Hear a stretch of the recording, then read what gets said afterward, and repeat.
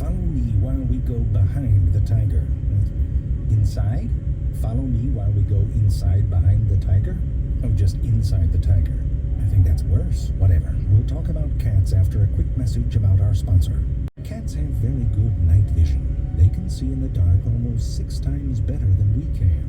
When the lights come up at the club, they're not as surprised at who they've been dancing with. They have a tapetum lucidum, which is a reflective layer inside the eye and behind the retina. The retina is where light-detecting photoreceptors are.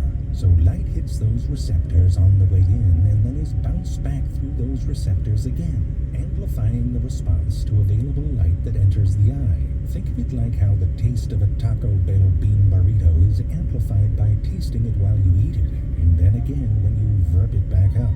The tapetum lucidum is what creates that eye shine effect. I mean, it's a little awkward if you're trying to hide. It's like if a ninja rode to work on his bike and then forgot to take his little pant cuff reflectors off. I see you, ninja. Like many animals, cats have a palpebral tertia, or third eyelid. This is what sometimes makes your cat look like a little demon baby when it wakes up. Think of it like a moist wipe, but for your eye. This membrane cleans and moistens the surface of the eye while also protecting it. Humans have a little fold called a plica semilunaris on the inside corner of their eye, which is a remnant of this membrane. It's not that weird little bump. That's the lacrimal caruncle. Kind of want to pop it. You may have noticed that the pupil shape of a tiger is different than that of a domestic cat. There's lots of pupil shapes out there. Some are vertical, some are horizontal, some, like ours, are rounded in shape. And then whatever the hell this is, it's like the mouth of a sad ghost.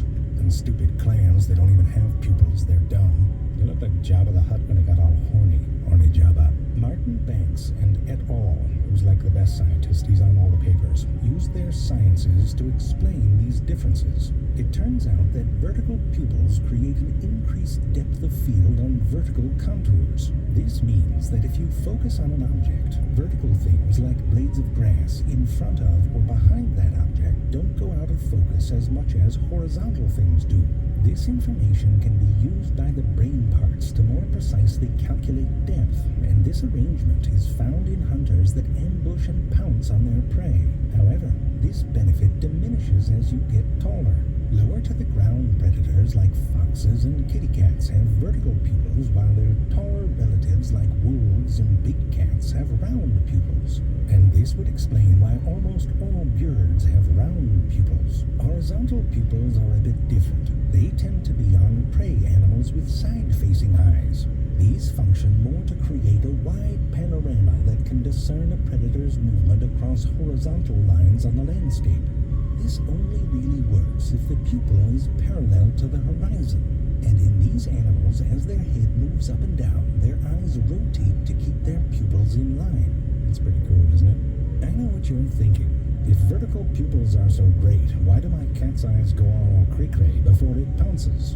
Once a cat is locked in on its target, it's probably trying to get as much visual information as possible before it flies blind, so to speak. Because of their relatively big-ass eyes, cats can't really focus on things closer than about 11 inches. This is a bit of an awkward blind spot to have if you use your face to kill things. The cat's vibrissae, or whiskers, help fill in this information gap. These are sturdy hairs that go deep into the skin where they are surrounded by sensory receptors. Like a fishing pole, the hair itself can't feel, but the receptors are like your finger on the line. As the whiskers are displaced, these receptors respond to things like the force, direction, and acceleration of that movement to create a kind of touch picture.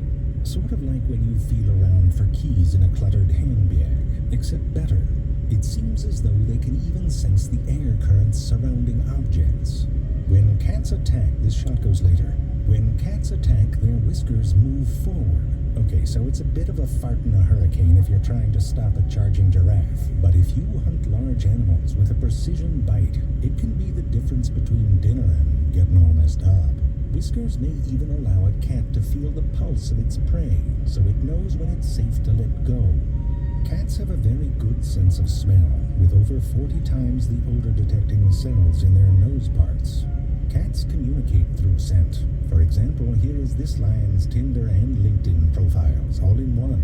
It's like the internet, except communicated by pissing all over stuff. It's basically the internet.